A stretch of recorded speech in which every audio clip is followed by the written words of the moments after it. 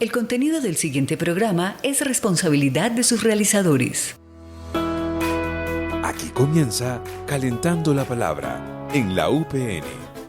El debate y la opinión sobre temas de coyuntura desde los micrófonos de la Pedagógica Radio. Bienvenidos. Hola gente, yo soy La Muchacha. Vamos a Putumayo a hacer una canción con las tejedoras de vida allá en Mocoa. Va a ser muy lindo. Las mujeres tejedoras de vida somos las guardianas de todo nuestro planeta. Pero hoy en día se nos está acabando el agua, está sufriendo nuestra madre tierra. Entonces, en vista de todo eso, me ha dado por sacar esa canción. Manos a la obra, aquí estamos mujeres en defensa de nuestra naturaleza. No casamos con Emano y Santiago manda, Supercia y Mapamocone, Camcono y Aguangapa. Yaco, yaco, yaco, mai marrecongue. Yaco, yaco, yaco, mai marrecongue. No cacalpaspa, atun yacoma. No cacalpaspa, atun yacoma. Yaco, yaco, yaco, mancote mongue. Yaco, yaco, yaco, mancote mongue. Cote mon man podene, ni mau rapaz. Cote mon man podene, ni mau rapaz. Tierra, chagra, agua, me dan el sustento. Madrecita mía, tú eres mi alimento. De los arbolitos sale un río entero y del vientre mío pájaros y cerros. Agua, agua, agua.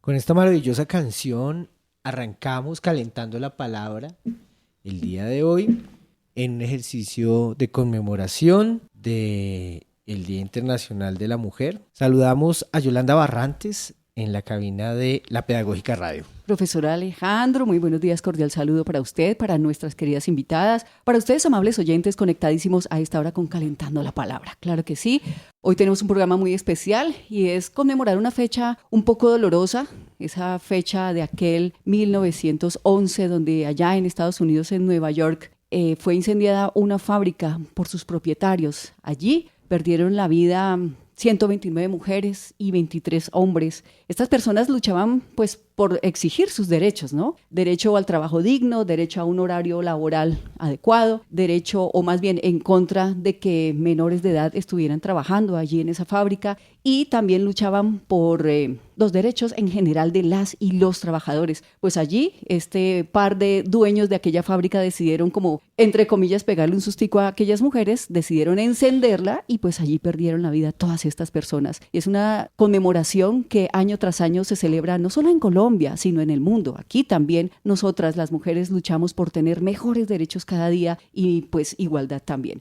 Saludamos también a nuestro equipo, a nuestro queridísimo Mario Enríquez en el Control Master, saludamos a Dianita Torres en la preproducción de este programa, a Laura Chávez también, la saludamos en las comunicaciones y por supuesto a nuestro queridísimo director Alejandro Sepúlveda. Bueno, buenos días entonces a todos. Yo me siento un poco extraño hoy frente al micrófono, tengo que confesarlo, me escucho raro. ¿Estás agripadito? Un poco, tal vez estoy conjurando una gripa. Ay, no.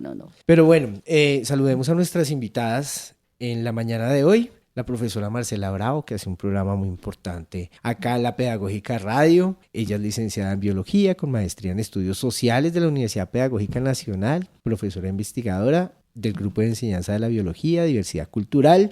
Ustedes la conocen y notarán la familiaridad con su voz. Marcela, buenos días. Muy buenos días para la mesa de trabajo. Qué importante invitación el día de hoy para estar en este espacio, calentar la palabra. Para las comunidades indígenas andinoamazónicas, calentar se hace en la tulpa, que es el fogón, y pues es el lugar principal para la educación de los niños, de las niñas y de la comunidad. Entonces me siento conversando alrededor de la tulpa. Gracias. Qué bonito. Bien, y también tenemos a Valentina Barragán, compañera de la Subdirección de Recursos Educativos. Ella es licenciada en Artes Escénicas, maestranda en Arte, Educación y Cultura de la Universidad Pedagógica Nacional, hija de la Universidad Pedagógica Nacional, dedicada a la educación popular, hace trabajos bellísimos en torno a la educación y la ruralidad. Valentina, qué gusto tenerla por acá. Buenos días para todos y para todas quienes nos escuchan en esta mañana. Para mí es un placer compartir esta mañana, calentar la palabra y el hablar bonito, que es algo que también usamos mucho en las comunidades campesinas y de lo cual pues también quisiera venir como a garlar un ratico. Ay, qué linda. Muy maestra tierra. Sí, no se me va. Bueno, entonces la idea de hoy también es hablar del 8 de marzo, pero no en el vacío, sino también reflejando los liderazgos de hombres, de muchas mujeres que han venido destacándose en distintos escenarios. Tal vez desde siempre han existido los liderazgos de las mujeres, pero solo tal vez desde hace unas décadas es que empiezan a visibilizarse por estos movimientos feministas que también han problematizado esa idea de el rol de las mujeres, el rol social y político de las mujeres, que ha permitido además que salgan a flote en la palestra pública estos liderazgos y mostrar como toda la importancia y toda la capacidad. Creo que hoy los procesos más importantes en términos políticos, en términos comunitarios, en términos organizativos, los lideran mujeres, y eso nos está diciendo un montón de cosas.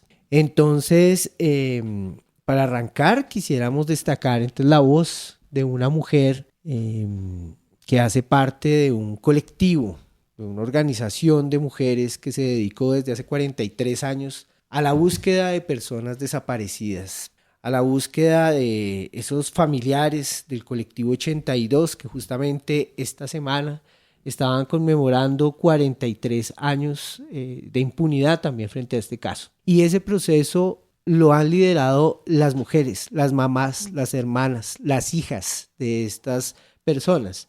Entonces vamos a escuchar el testimonio que nos ayudó a recoger Diana Torres, que estuvo en una actividad que realizó el CEPAS y la cátedra del colectivo 82 que se hizo en la Fiscalía General de la Nación hace unos días. Doña Nancy, ¿cómo ha vivido usted estos 43 años de dolor? A ver, ha sido muy duro.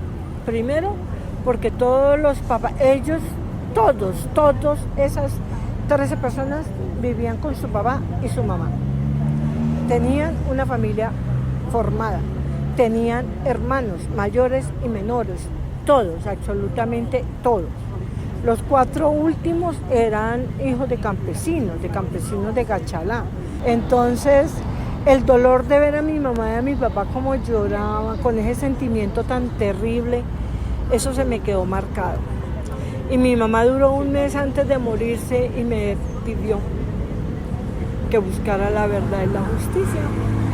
Y yo se lo prometí. Hace como 3 años dije, ¿por qué le prometí eso a mi mamá? Esto me queda grande, yo no puedo, me duele demasiado. Todavía no he podido sanar esa pérdida de mis 2 hermanos. Entonces casi boto la toalla, pero no, ahí estamos, que conseguimos que el caso fuera declarado como un crimen de lesa humanidad, que ya se hiciera la resolución de acusación de las personas que desde el primer momento que se desaparecieron dijimos quiénes eran, fueran castigadas. Queremos la verdad, queremos la reparación y queremos la no repetición. Doña Nancy, pues gracias por acompañarnos en los micrófonos de la Pedagógica Radio. Yo le deseo que su corazón pueda sanar y que en este país se pueda hacer justicia. Muchas gracias, que esté bien y gracias.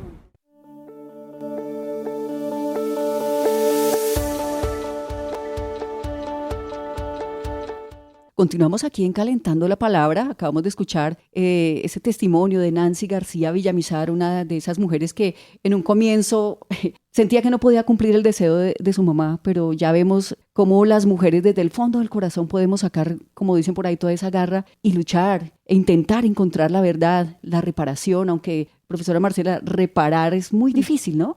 Sí, realmente estaba como sintiendo un poco las tripas, ¿no? Cómo se mueve allí, digamos, todas esas historias en nuestro país. Justamente nosotros estamos ahorita en Causay en un ciclo que está conversando a propósito del aporte de los maestros para ese cuidado de la vida y ese aporte a la paz en Colombia. Y el programa anterior de la semana pasada estuvimos conversando a propósito del lugar que tiene esa reflexión a propósito del valor de la vida para poder comprender que la paz son paces, es paz en plural, primero, y segundo, que no es solo entre humanos, sino que también tiene que ver una paz con la naturaleza. Entonces, desde allí, digamos que ese lugar de la mujer como abrigadora, acunadora de la vida, creo que también es muy diciente, y por supuesto la posibilidad de tejer. Por eso iniciamos esta emisión con esta canción, Yaku. Es una canción que se hace con mujeres tejedoras del Alto Putumayo y Medio Putumayo en Mocoa, y pues justamente habla de las aguas, y creo que tiene ahí un verso muy interesante, y es como pues de los ríos fluye el agua y de nosotras fluyen cantos y pájaros y montañas, ¿no? Entonces también como nosotras somos esas dadoras de la vida, estamos pariendo la vida todo el tiempo.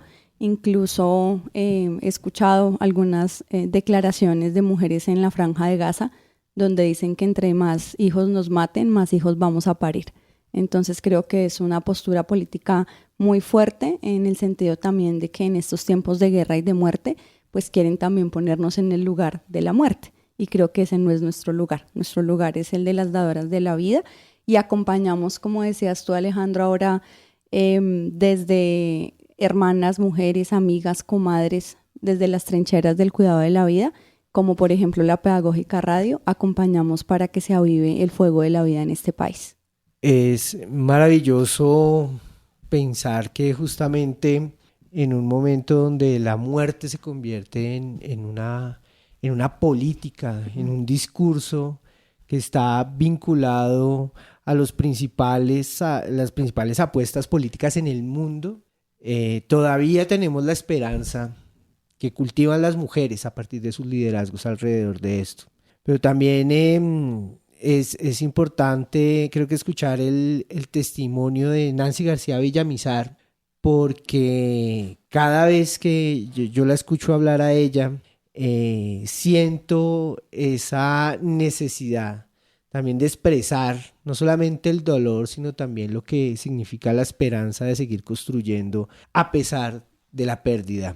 Y es en la voz de las mujeres que ha sucedido esto. Valentina, ¿cómo en la Universidad Pedagógica también se construyen esos liderazgos? Tú que pasaste por el pregrado, por la maestría, que trabajas en la Universidad Pedagógica, ¿cómo has visto ese lugar, ese papel de las mujeres acá?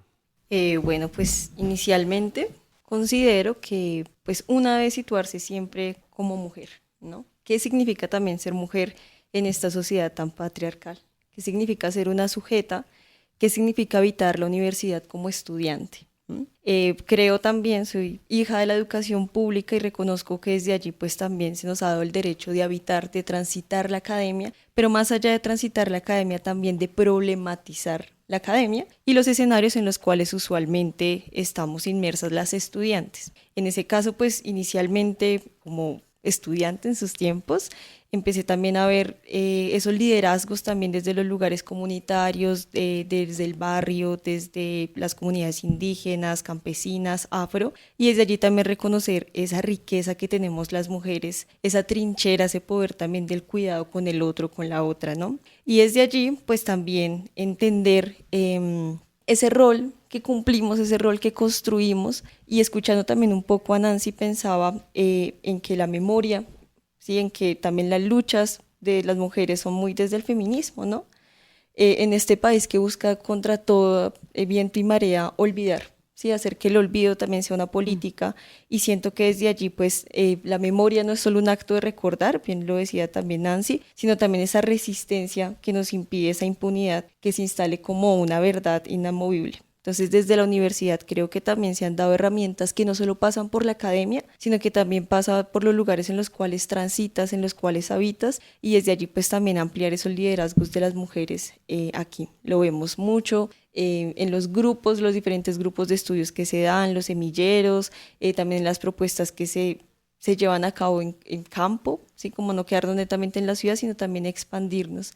Y siento que la universidad pues da esa oportunidad para que nos formemos, para que problematicemos y para que habitemos, reconozcamos también a las otras que probablemente también por inequidades no pueden acceder al sistema de educación superior, y desde allí también como abrazarnos, resistir y aprender y desaprender.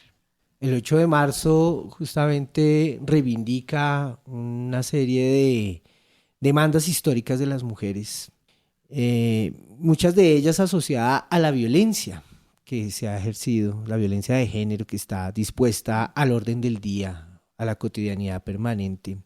¿Es fácil habitar la universidad, Marcela? Uy, qué pregunta. Para las mujeres. Bueno, antes de eso quería decir que me parece muy importante reconocer nuestro lugar como seres humanos y el principio de la complementariedad entre lo femenino y lo masculino, pero también entre todo lo que nos encuadra en lo femenino y lo masculino. Entonces nosotros, digamos, desde la enseñanza de la biología tenemos la apertura para comprender que también hay hay diversidad de género, ¿sí? Y que la misma naturaleza y la misma potencia de la vida para habitar en este planeta llamado Tierra tiene que ver justamente con esa plasticidad, con esa posibilidad de ser en un momento lo uno o lo otro para garantizar que la vida perdure. En esa medida, siento que es, digamos, un tejido en donde todos tenemos un lugar y donde debemos realmente hacer una invitación a esas otras formas de ser seres humanos para lograr comprendernos y para lograr lo que decía aquí la compañera con relación al abrazarse, que siento que el abrazarse finalmente es la posibilidad de expresar que todos necesitamos de todos para poder existir y que en este cosmos es muy importante ese reconocimiento de esa diversidad para que realmente la vida pueda fluir. En un segundo, digamos, momento, también decir, yo también soy hija de esta casa, desde el pregrado estoy acá, en el posgrado también, he transitado por otros lugares, otras ciudades, otros países en mi formación como maestra.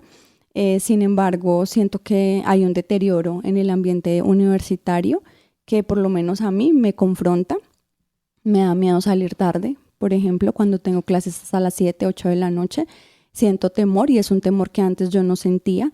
Digamos en mi época de estudiante, ¿no? Entonces creo que también, pero no es la universidad, es un reflejo de país que tenemos.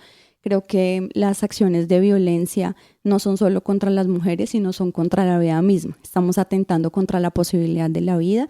No reconocemos que existen también en nuestra universidad otros organismos, que hay búhos, que hay otras aves, que hay insectos que también necesitan dormir, descansar, que también necesitan sus ciclos de luz, sus ciclos de oscuridad, sus ciclos de ruido, sus ciclos de silencio, y en esa medida el no reconocimiento de la misma vida que habita la universidad la estamos poniendo en riesgo.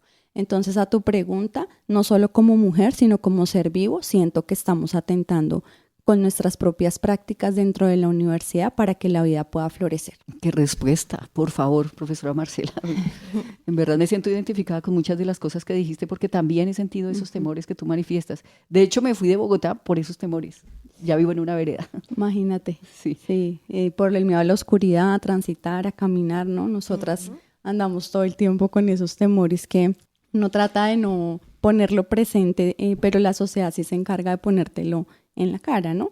Y siento que también este asunto de podernos reconocer entre nosotras y nosotros, pues también tiene que ver con las prácticas del cuidado de la vida.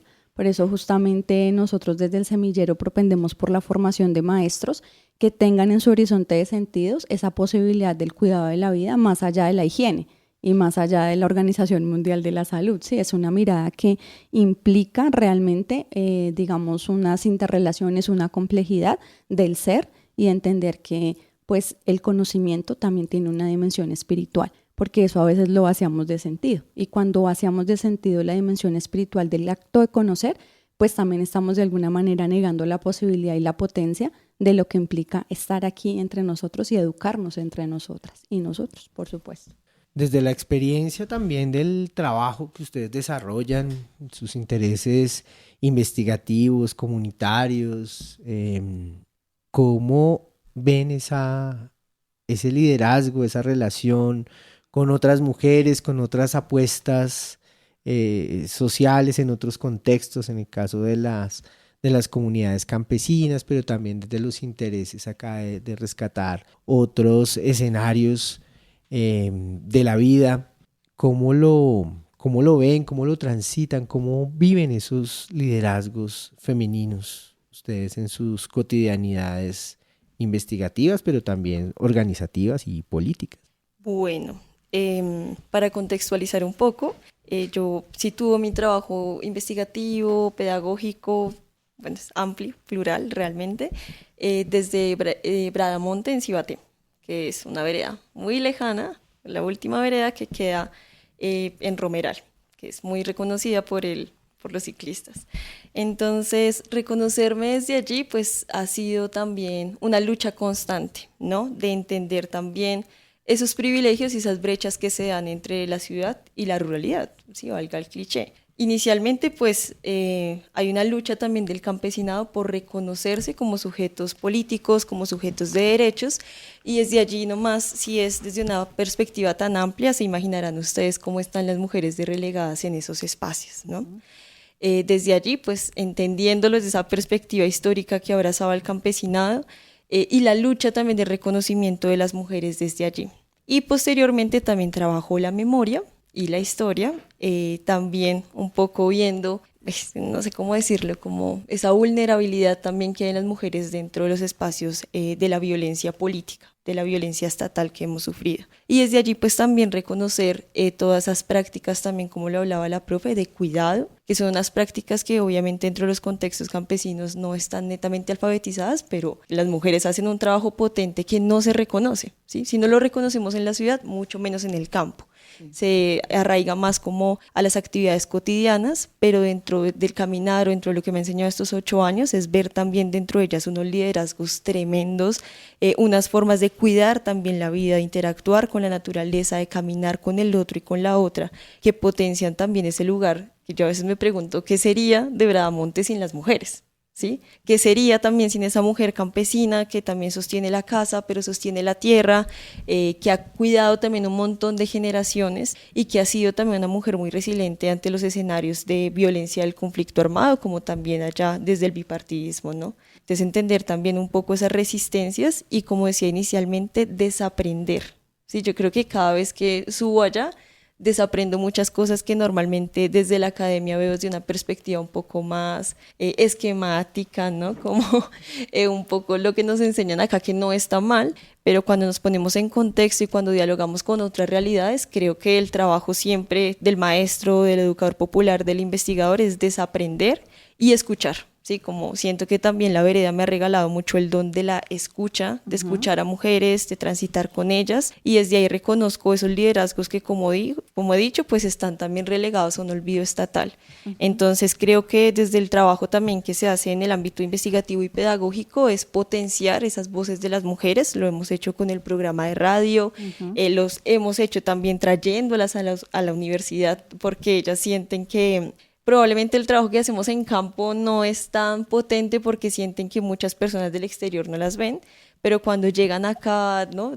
Hacemos los conversatorios, las personas les piden unas fotos o demás, eso es reconocerlas, sentirse también poderosas. Entonces creo que también el trabajo de quienes trabajamos en comunidades, quienes las habitamos, es visibilizar, ¿no? Visibilizar a las personas, visibilizar a los procesos, pero resistir y caminar junto a ellas, no sobre ellas, sino una relación muy horizontal. Y desde ahí he reconocido pues ese potencial, esos liderazgos de las mujeres campesinas.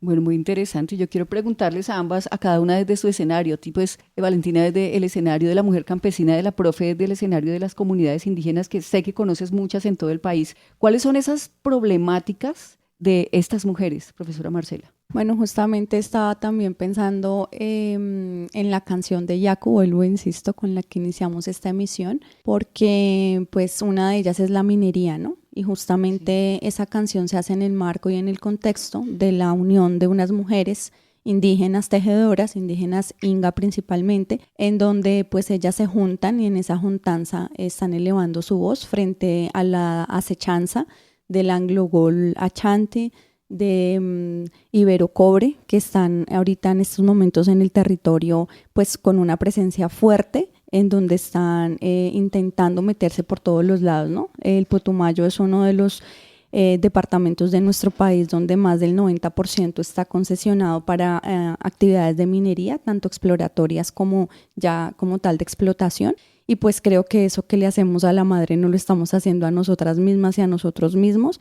Ahí hay una noción muy fuerte que es del cuerpo como territorio, y justamente los territorios de este país tienen unas heridas abiertas muy grandes, y esa es una de las problemáticas fuertes que está asociada. Como lo hablábamos y lo escuchábamos en el testimonio anterior, pues justamente también por los actos de violencia, el hecho del reclutamiento de niños y jóvenes en los territorios para, engrosar las filas de la guerra, tanto de grupos legales como ilegales, pues creo que también es algo que nos toca como sociedad y por supuesto como mujeres, hermanas, madres, que estamos todo el tiempo, digamos, en ese pensar y en esa posibilidad de estar también levantando nuestra voz frente a esos actos de injusticia. Nosotras históricamente hemos sido condicionadas como botines de guerra, o sea, creo que también allí es muy potente, y eso no solo son para indígenas, campesinas, sino en general como humanidad, en todo el planeta lo vemos. Yo insisto en ello porque en estos momentos uno incluso siente que en todo este planeta hay un aire de muerte, y que todas las muertes que se están dando en todas las guerras que estamos viviendo en este momento en el planeta, pues todos respiramos el mismo aire y todos estamos conectados en el mismo dolor y el mismo sufrimiento. Entonces, para cerrar, digamos, mi intervención, quisiera decir que la Universidad Pedagógica Nacional, como la formadora de maestros en este país, le está aportando, digamos, un elemento muy importante a esta humanidad, y es la formación de un maestro sensible, que comprende que la dimensión política en la formación del maestro va mucho más allá del conocimiento disciplinar en el cual se adscribe su carrera, su formación de pregrado, y que por supuesto es desde el contacto con los territorios de vida, como lo denominamos nosotros en el semillero, en donde se puede sembrar y cultivar la semilla, porque todos nosotros somos semilla, sí nacimos para semilla y sí nacimos para seguir floreciendo y cuidando el tejido de la vida.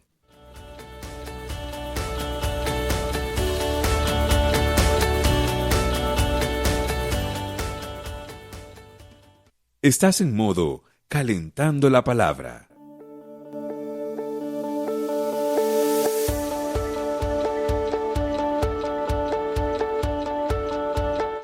Continuamos en Calentando la Palabra con este tema tan interesante, y pues hay que recordar también en la historia que el 8 de marzo de 1917 las amas de casa rusas también provocaron revueltas para pedir el fin de la guerra y poder tener alimentos. Entonces pues vemos que no es una problemática, una conmemoración únicamente local, sino es una conmemoración mundial.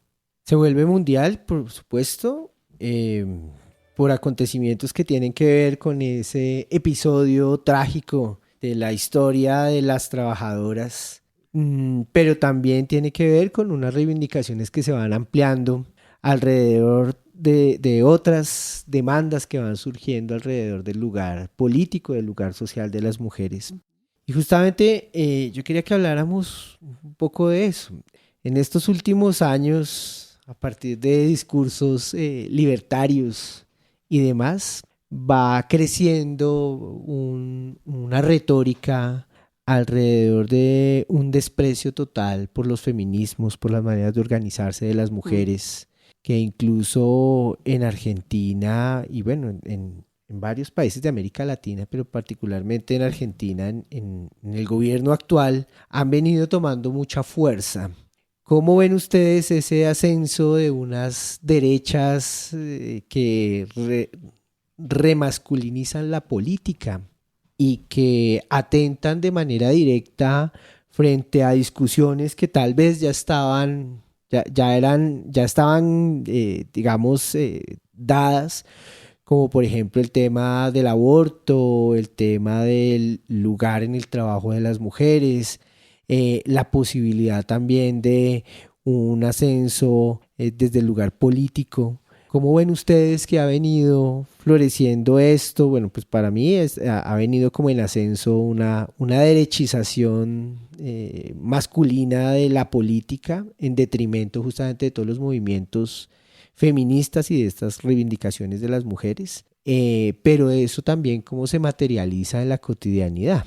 Bueno, Alejandro, me pusiste también a pensar, a mover fibras, porque pareciese que fuese muy externo, pero creo que también acá a nivel nacional y local lo estamos viviendo, ¿no? Estamos transitando por un gobierno en el cual pues hay unos liderazgos, hay también unas figuras femeninas muy importantes, pero pareciese que al avanzar no están, se cooptan, se invisibilizan. Uy, no, una cultura también a nivel del internet, del meme, de la burla hacia la mujer todo el tiempo es demasiado triste. O sea, para mí como mujer, que también pues tengo todavía realmente pues mucho amor, mucha esperanza también por ver una vicepresidenta, una mujer negra en el poder, pues ha también como troncado algunas reflexiones en mí. Y desde ahí, pues yo considero que pues a nivel de lo que está pasando, a nivel global realmente, me abrazo mucho en lo que estamos hablando de ese feminismo que es popular y es comunitario, ¿no? También en la universidad ha pasado que se ha satanizado mucho el feminismo, demasiado, y eso me parece muy triste porque siento que muchas mujeres también se rompen, se aíslan, se ocultan, ya no se tildan de feministas también por una ola de persecución que hay, ¿no? Del señalamiento hacia la otra que se organiza, del señalamiento a la otra que denuncia, que alza la voz. Entonces, desde aquí yo considero que pues, lo que debe pasar también a nivel del movimiento feminista es una organización más amplia, ¿no? Desde los lugares populares, desde los comunitarios, desde entender también la importancia del mismo, ¿sí? Que yo también pienso que esa importancia de ese feminismo es también una resistencia al capitalismo, ¿sí? Un poco también toda la ola que estamos viendo, desde las mujeres campesinas, afrodescendientes, indígenas, que son quienes han sido pues las más afectadas también por esas prácticas capitalistas, extractivistas, del desplazamiento forzado, de la contaminación de sus territorios, como decía la profe, por megaproyectos energéticos, mineros y demás. Entonces de allí también pienso que hay que reforzar también mucho la idea del feminismo, hay que seguir juntando no solo desde la academia, sino también desde otros lugares más comunes, más barriales, y desde allí también entender esa defensa por el territorio, esa defensa del cuerpo, como también lo proponía la profe, y de la vida, ¿no? Entiendo también esa liberación pues de esas mujeres que serían de las mujeres sin la tierra, ¿sí? Sin las comunidades en las cuales habitan.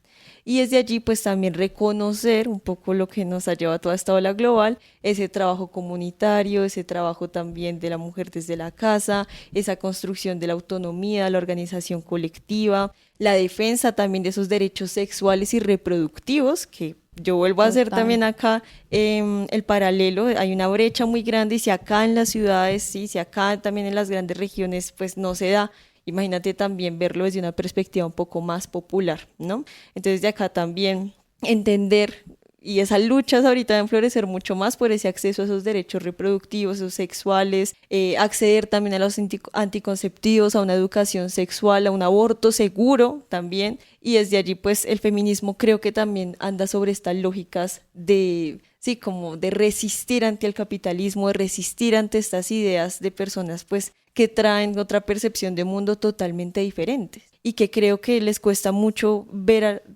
hacia otros lados, ¿no? Ver otros mundos que estamos construyendo también desde los sures, ¿no? Desde una resistencia que lleva mucho tiempo. Entonces creo que es el tiempo de organizarnos, creo que también es el tiempo de dejar de satanizar el feminismo también en la universidad, porque eso me tiene muy triste saber que las colectivas se acabaron y ahora hay individualidades feministas, que me cuestiona mucho. Yo digo, claro, una como mujer individualmente puede hacer muchas cosas, pero no es lo mismo si nos organizamos entre muchas, ¿sí? Si seguimos llenando las calles, si seguimos alzando la voz, si seguimos denunciando aquellas cosas que nos hacen sentir inseguras, incómodas o que nos minimizan. Entonces pienso que ante toda esta ola, realmente lo que está pasando en Latinoamérica, lo que está pasando también a nivel de Colombia, que me parece devastador, es seguir resistiendo y seguir apoyando también a esas mujeres que han llegado a la política y que han llegado también a ser un poco más visibles, y dejar también como un poco esa sátira por el simple hecho de ser mujer,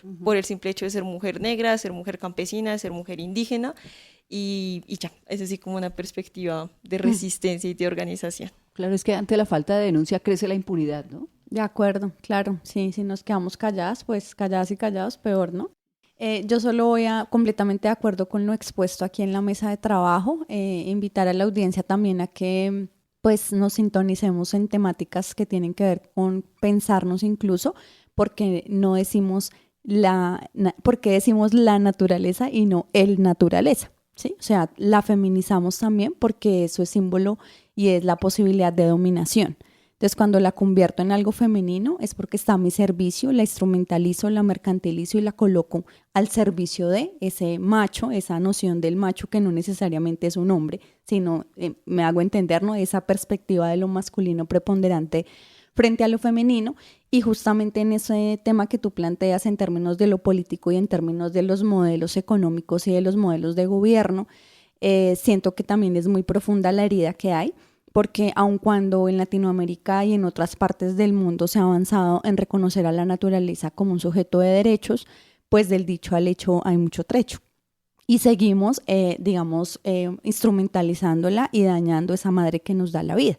Entonces, en términos políticos, siento que también hay una potencia en esas miradas desde los ecofeminismos, en esas miradas desde políticas económicas que no sean o que no tengan como bandera ese asunto del extractivismo y que puedan tender a mantener el equilibrio y la armonía de la propia vida. Entonces, siento que allí también ahí tenemos harto que decir. Creo que como Universidad Pedagógica Nacional, desde los distintos programas de formación, tanto en pregrado como en posgrado, podemos vincularnos y articularnos justamente, tú lo mencionabas, ¿no? O sea, la proyección social de la universidad, ¿dónde está? En que estamos en el barrio, en la calle, en la esquina, en la huerta, en el proceso que surge aquí nomasito a 3 cuadras. O sea, estamos reconociendo que en cualquier esquina y en cualquier calle hay un lugar propicio para generar procesos educativos y de transformación social. Y una de esas transformaciones potentes es recordar y retornar al lugar de que nosotros como seres humanos somos una especie más en el tejido de la vida, que nosotros también tenemos nuestra dimensión animal, aunque la queramos negar, ¿sí? Porque pareciese que en los procesos de socialización y de humanización tienen que ver con alejarnos de nuestro ser natural. Entonces, y por eso también nos cuesta tanto reconocer que, por ejemplo, la universidad, en todos los espacios donde habita la universidad, calle 72, en Artes, en Valmaría, no hay, o sea, pareciera que solo hay humanos, pero cuando nosotros vamos a ver, tenemos la matera, tenemos la araña, tenemos búhos, tenemos una cantidad de organismos que están acá conviviendo con nosotros y nosotros aún así no hacemos la conciencia. Creo que eso desde lo político también es muy fuerte porque es comprender que la vida no se reduce a la vida humana. Y siento que en estos momentos de agitación política en el mundo, una de las propuestas que además estamos liderando como Latinoamérica es esa perspectiva del reconocimiento de los derechos de la naturaleza y desde allí cómo podemos transformar esos programas de gobierno y por supuesto que tiene que tocar la educación. Incluso estamos ante propuestas como por ejemplo la liberación de la madre tierra que se lidera por los hermanos del Cauca, por el Consejo Regional Indígena del Cauca. Tenemos en el Perú propuestas donde los profesores con pica en mano rompen el cemento y hasta encontrar la tierra para que los niños tengan donde sembrar. Son más de 12,000 escuelas donde los profesores han hecho ese ejercicio con las familias porque no tenemos sino cemento. Entonces, fíjense que desde allí siento que también es potente esta mirada de lo otro, de lo femenino, desde allí, ¿no? De ese femenino que nos invita a reconocernos como parte de algo más grande en esta humanidad. Has mencionado algo que me llama la atención y es como esa feminización de eso que se puede dominar, como el caso de la naturaleza, ¿no? Pero igual a las mujeres, digamos, a la mujer también se le ha asignado un rol social que tiene que ver justamente con eso, ¿no? Digamos, como que quienes están encargadas de pensarse el cuidado, quienes están encargadas de pensarse el lugar que ocupamos como especie, son las mujeres, ¿sí? Es decir, como que también se ha otorgado también desde allí, incluso vinculado a los liderazgos, ¿no? Entonces, a quienes se les deja estos temas de revisar el colapso civilizatorio al que acudimos es a las mujeres en los planes de gobierno, ¿no? No gratuito teníamos hasta hace unos días una ministra de Ambiente, ¿cierto? Porque se entiende que quienes deben ocupar esas discusiones, de que quienes deben preocuparse por el tema del cuidado finalmente son las mujeres, que es un rol asignado históricamente y que beneficia de manera directa a ese modelo económico que también las mantiene ahí sujetas y bajo la tutela también del patriarcado. Entonces me parece pues muy importante eso, digamos, como esa relación que plantea la profesora Marcela alrededor de lo femenino frente a la naturaleza, a reconocernos también como especie, digamos, una mirada también más holística de esta discusión que no, digamos, que va más allá incluso de lo humano, para plantearnos algo que también, digamos, hace parte de esas nuevas expresiones de la derechización en el mundo y que tiene que ver con la manera como el modelo económico pues ya no tiene remedio, ¿no? Pareciera que estuviéramos condenados a la desaparición, pues porque el modelo no va a parar, ¿sí? Entonces algunas personas han hablado del colapso civilizatorio justamente porque pareciera que no hay fuerza, que no hay mentalidad que pueda retraer un poco esa dinámica y esa avanzada del neoliberalismo y del capitalismo ya con sus últimas consecuencias, ¿no? Que es la desaparición de la especie, pero también la desaparición del planeta. ¿Cómo ven desde la perspectiva de las mujeres con las que ustedes trabajan, las mujeres campesinas, las mujeres indígenas, las apuestas que se están construyendo también desde las miradas organizativas de las mujeres, estos retos que nos pone al orden del día el mundo de hoy y el modelo del consumo? Bueno, podría hacer un acercamiento porque realmente no conozco mucho, pero desde allí pues son como abanderar, ¿sí?, algunas apuestas desde el campesinado, inicialmente desde ese acceso a la tierra y a esa autonomía económica también desde la perspectiva de las mujeres, ¿no? Porque se sabe que la mayoría de mujeres campesinas pues no son propietarias de la tierra que trabajan, muy triste, y que esos títulos pues ni siquiera son a nombre de hombres campesinos, sino también de grandes terratenientes, ¿no? Y desde ahí también empiezan a aflorar pues otro tipo de problemáticas. Y también pues generar una dependencia económica netamente desde los hombres que limita esa autonomía y esa capacidad de tomar decisiones, ¿no? Por esa brecha también económica que hay desde allí. Otra de las apuestas que yo también siento que hay desde el campesinado es ese reconocimiento de ese trabajo no remunerado y de también entender que las mujeres campesinas usualmente llevan una doble carga, ¿no? Como decía inicialmente, pues realizan estas actividades o labores agrícolas, también asumen ese trabajo doméstico que no es reconocido y también del cuidado de la familia, ¿no? Que ninguna de esas actividades tiene una remuneración para las mujeres, sino pareciese más como una actividad de su cotidianidad para sobrevivir o para establecerse dentro de un eje comunitario campesino. Y desde allí pues también reconocer, yo creo que un poco más transitar y visibilizar esas violencias basadas en género, porque sabemos también que pues dentro de estos ambientes también, y lo reconozco y duele mucho, hay presencia de esa violencia intrafamiliar y una violencia también muy comunitaria que impide, o bueno, que las mujeres usualmente no reconocen porque no saben tipificar, no saben que eso es una violencia, no está también dentro de un cotidiano. Y desde allí también algo que pasa mucho con las niñas campesinas es la violencia sexual.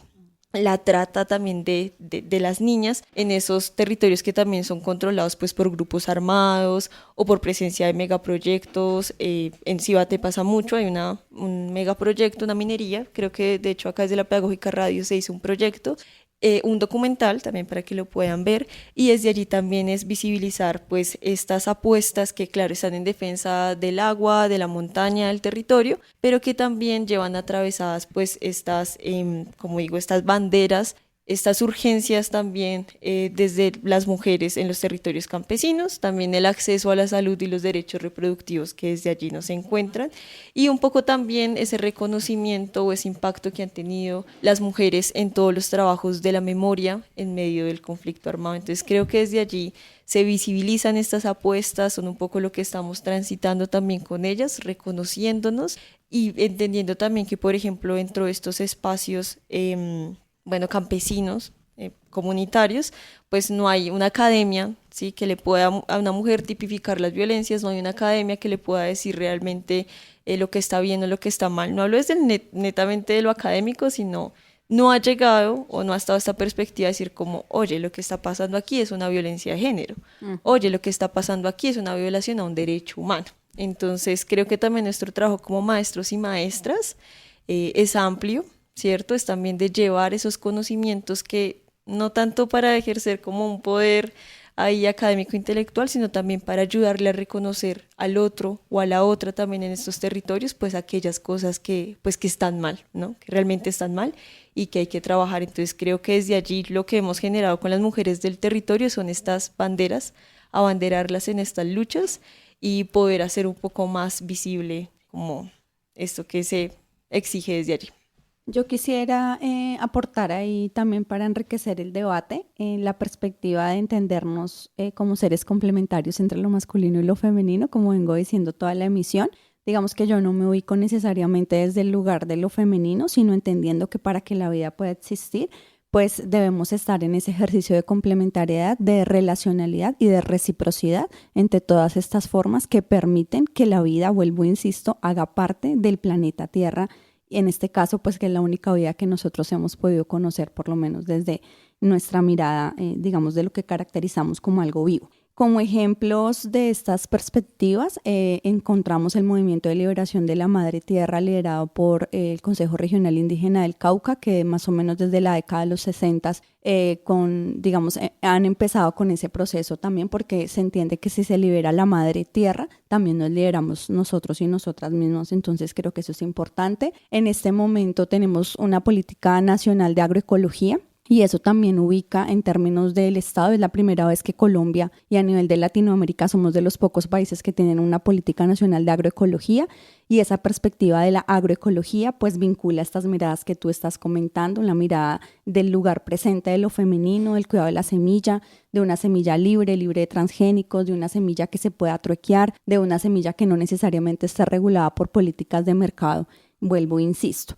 Tenemos también, digamos, a nivel de otros países, por ejemplo, en México, nuestros hermanos zapatistas, toda la propuesta desde ese lugar del cuidado de la tierra y desde ese lugar del cuidado del maíz, que allá se está liberando una lucha muy grande por el maíz transgénico, contra el maíz transgénico que está, digamos, ya casi que esparcido por la mayoría del territorio mexicano, porque ustedes, comprenderán que cuando se hacen los procesos de polinización, pues el aire lleva todo. Entonces no es que yo solo tenga acá una semilla transgénica, sino que el aire, la dispersión que hacen las aves, que hacen los insectos, pues genera un problema mucho mayor que no se puede limitar en una hectárea o en una finca. Entonces, digamos que siento que es muy importante también reconocer cómo eso también es lo femenino. O sea, lo que quiero decir acá es que lo femenino no es de la mujer y ni tiene que ver con el sexo, ni tiene que ver con el cuerpo material que habitamos, porque también es bueno recordar que nosotros somos espíritus viviendo una experiencia material.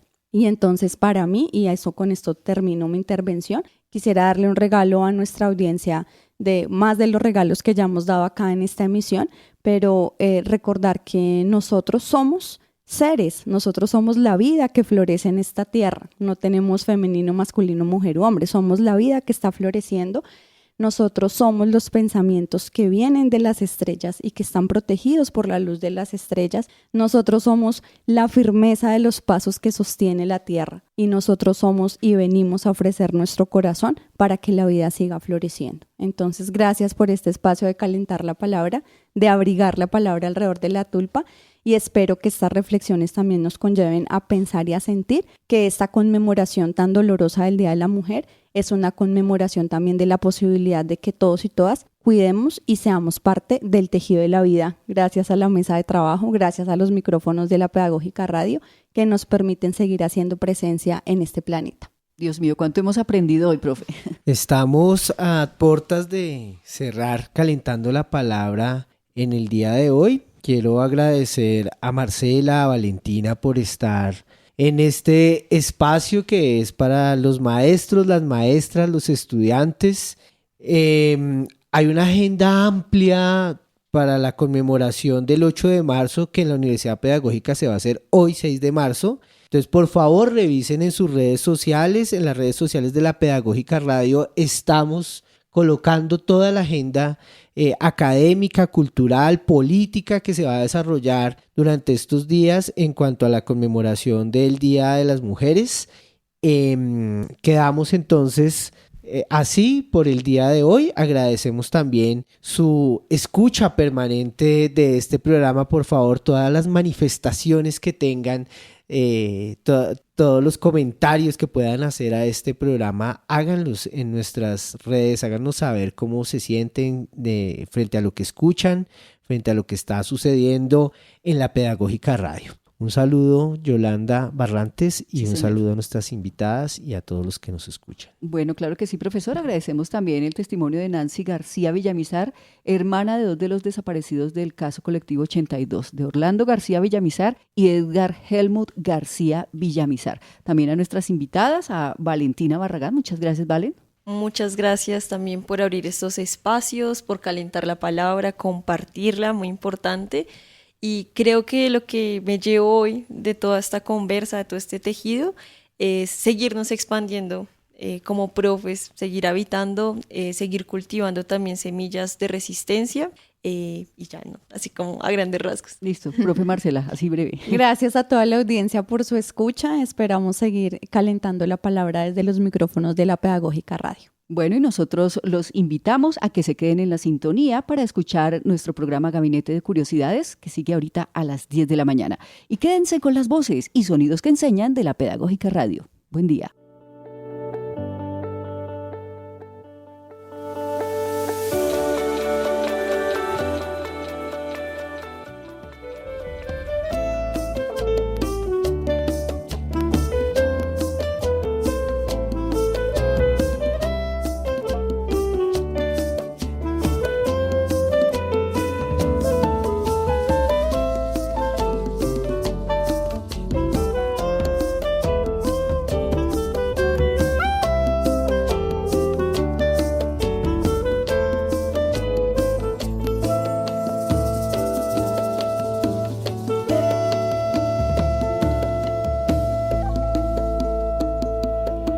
Mano fuerte va barriendo, pone leña en el fogón. Mano firme cuando escribe una carta de amor. Manos que tejen. Universidad Pedagógica Nacional. 70 años siendo la educadora de educadores.